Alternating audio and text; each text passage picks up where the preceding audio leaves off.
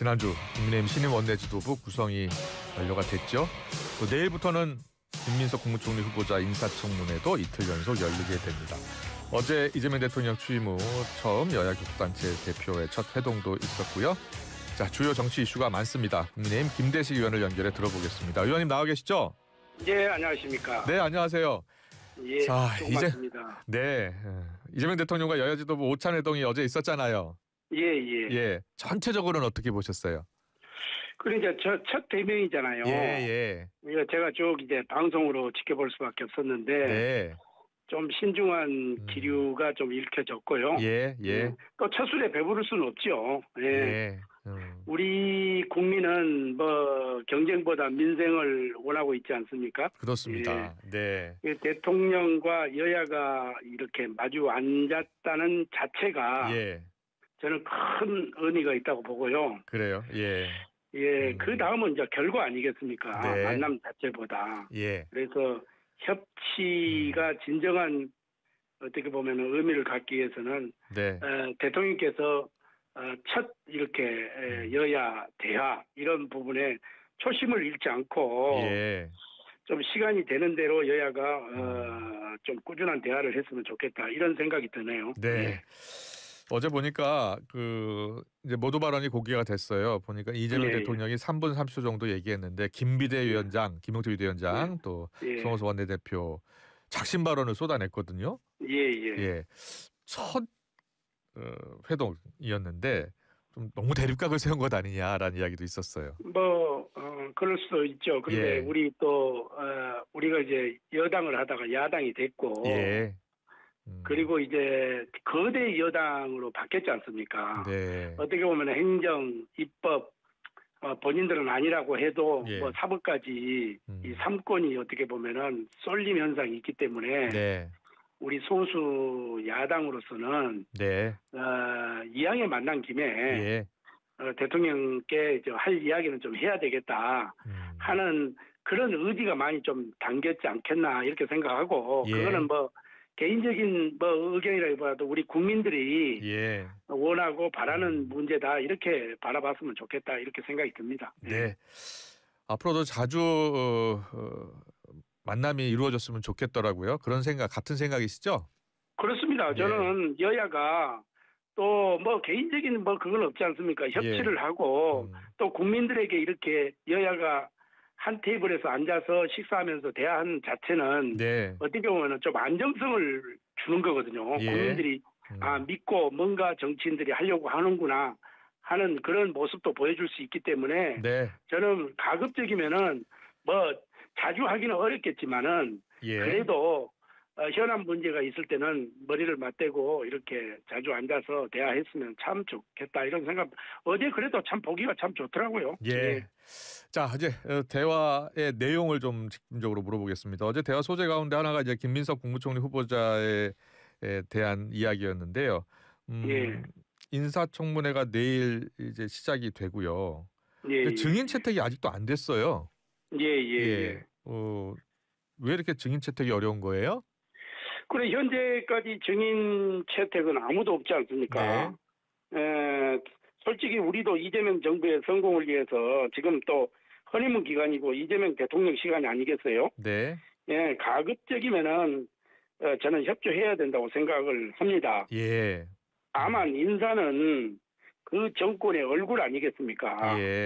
또 인사가 만사고 더군다나 정권의 첫 인사기 때문에 이 향후 5년간 정권을 어떻게 운영하겠다는 하나의 이정표가 될 수가 있거든요. 그래서 도덕성과 정책 능력이 좀 함께 갖춰서 협치도 가능하지 않겠나 이렇게 보고 민주당도 저는 이런 부분 후보도 이런 부분은 좀 적극적으로 좀 협조를 해서 좀 우리 국민들이 궁금해하는 것을 좀 알려줘야 되지 않겠습니까? 그렇게 안 할 바에야 무슨 청문회가 필요하겠습니까? 그죠? 그래서 그런 부분에서는 좀 적극적으로 좀 대해줬으면 좋겠다 이런 생각이 듭니다. 채무 관련해서 지금 증인 5명을 야당에서는 요청하고 있는 거죠? 지금 여당에서는 윤 전 대통령과 배우자, 한덕수 전 총리와 배우자, 김문수 전 장관을 증인 채택하자라고 맞서고 있는 것이고요. 그거는 조금 좀 지금 주객이 좀 전도됐다고 이렇게 봐요. 예. 지금은 김민석 후보에 대한 검증이잖아요. 예. 그런데 뭐 일방적으로 뭐 망신 주기다 뭐인데 왜 그렇게 망신을 주려고 하겠습니까? 예. 그리고 또 특정 청문회는 뭐 특정 의원에 대한 공세, 예. 방어 이런 문제가 아니지 않습니까? 차라리 그러면은 주진우 의원 같은 경우는 뭐 총리 시키면은 우리가 확실하게 검증해 드릴게요. 예. 예. 그래서 그런 문제가 아니라 개인적인 아까도 말씀드렸지만 개인적인 감정은 없지 않습니까? 그래서 후보자는 예. 기본적으로 좀 신속하게 검증할 수 있도록 자료는 제출할 걸 하고 예. 본인이 이런 부분은 좀 억울하다. 네. 이런 부분이 있으면은 과감하게 또 청문회 나와서 해명하고 예. 이렇게 해야 되지. 그걸 가지고 뭐 이렇게 물타기 형태로 가고 이렇게 해서는 이게 지금 뭐 하자는 건지 저는 상당히 아쉬워요. 네. 저는 뭐 부족할 게 뭐 있겠어요. 본인 저하고 우리 저 김민석 후보자하고는 개인적으로는 참 친한데 예.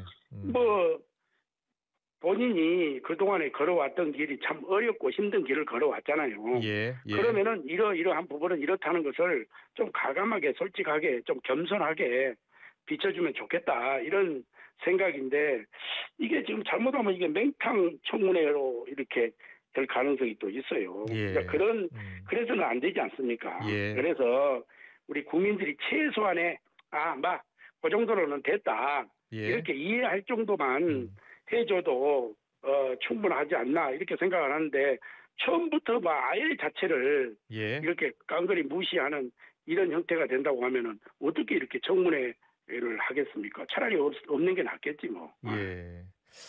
주말 동안에 보니까 김민석 후보자가 도북자 표현 있잖아요. 예.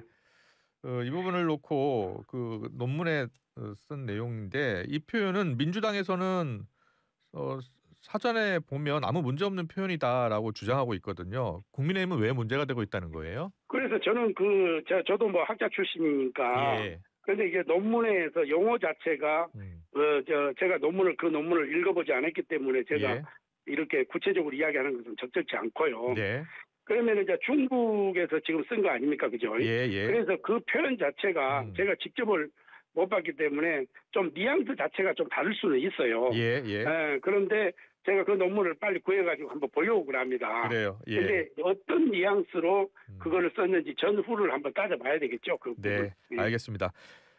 그리고 김민석 국무총리 후보자 재산 관련 의혹 고발 사건이요. 지금 수사 부서가 배당이 된 거예요. 그래서 민주당은 정치 검찰의 쿠데타 시도라고 비판하고 있습니다. 어떻게 보세요? 그거는 이제 뭐 국민의힘 쪽에서 어떤 현상이 있으면 또 그렇게 하고 잘못하면 내로남불이 될 수가 있기 때문에 그러면은 정정당당하게 한번 검증해라. 그리고 우리 김민석 후보께서는 이게 수입이 5억이고 지출이 예를 들어서 13억인데 8억이 빈다는 거 아닙니까? 그러면은 자녀 문제 유학 자금은 빼더라도 한 5억에서 6억 정도, 5억에서 6억 정도의 차이가 있기 때문에 이거는 뭐 전후가 이렇다 하는 것을 정확히 밝히고 이렇게 하면 되는데 이것을 왜 미리서 방송에 나와서라든지 이런 부분을 하니까 이게 판이 이렇게 계속해서 커지게 되잖아요. 그러니까 청문회에서 선후는 이렇다. 그러면 출판 기념회를 했고 결혼식 할 때 축의금 들어왔고 장례식 할 때 부의금이 들어왔다. 그러면은 그 전후가 어떻다 하는 것을 정확하게 밝혀주면 되지. 이거를 검찰이 쿠데타 이렇게 하는 것은 저는 어불성설이다 이렇게 보고 저는 그 선후를 그냥 이렇게 회피하지 말려 하고 어렵고 힘들고 꼬일 때는 정도로 가는 것이 제일 중요합니다. 그리고 국민들에게 이해를 구할 것은 이런 부분은 이렇게 했었기 때문에 이해를 구할 수 있죠. 예. 왜냐하면 김현석 후보가 전 재산 2억밖에 되지 않지 않습니까, 지금. 네. 그러면은 그것도 참, 그렇게 정치를 했는데 2억밖에 되지 않구나 하는 국민들의 좀 그런 눈높이도 있잖아요. 예. 다른 분들은 뭐 몇십억씩 이렇게 있는데 네. 2억 있으면 이분이 참 한쪽으로는 청렴하게 살았구나 이렇게 하면서도 예. 이런 형성 과정을 궁금해하니까 그런 부분만 소상하게 밝혀주면 된다. 저는 네. 이렇게 생각을 합니다. 예. 그래요. 알겠습니다. 추경안 이야기도 넘어가겠습니다. 이재명 정부가 출범한 지 보름 만에 2차 추경안을 의결을 했어요. 지금 전국민 지원금 지급도 거의 확정된 것 같고요. 자, 국민의힘은 지금 안으로는 안 된다는 거예요. 어떤 안이 추가돼야 된다는 거예요? 저나 우리 국민의힘 입장에서는 기본적으로는 네. 예. 어렵고 힘든 우리 국민들에게는 저는 지원을 해야 된다고 생각을 합니다. 예. 자영업자 얼마나 어렵습니까? 또 취약계층 이거 선별 지원은 저는 절대적으로 필요하다고 생각을 합니다. 예. 다만 전 국민 지원금 이 방식은 좀 효율성이 떨어진다고 보는 거죠. 제가 국회의원 김대식이 15만 원 받아가지고 무슨 그거 하겠습니까?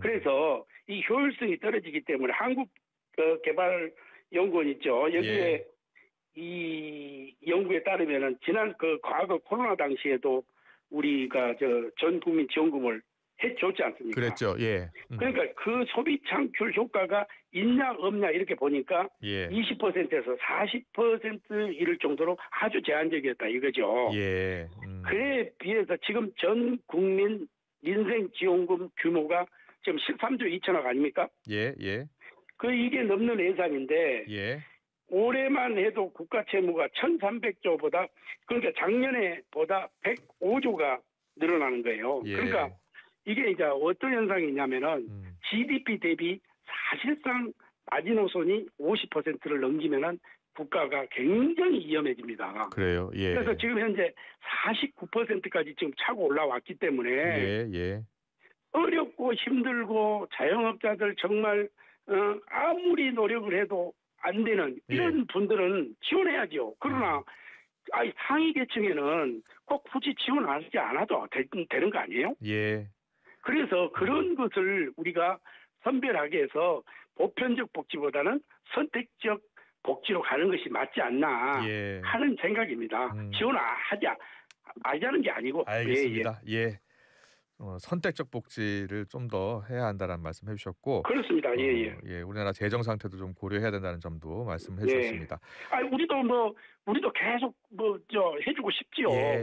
그러나 지금 국가의 재정 상태 이게 우리 후손들 이렇게 하고 사실은 지금 50%가 육박하기 때문에 굉장히 위험하니까 선택적 복지로 좀 가는 게 좋다 이렇게 봅니다. 네, 알겠습니다. 그리고 이재명 대통령이 나토 정상회의에 고심 끝에 참석하지 않기로 했잖아요.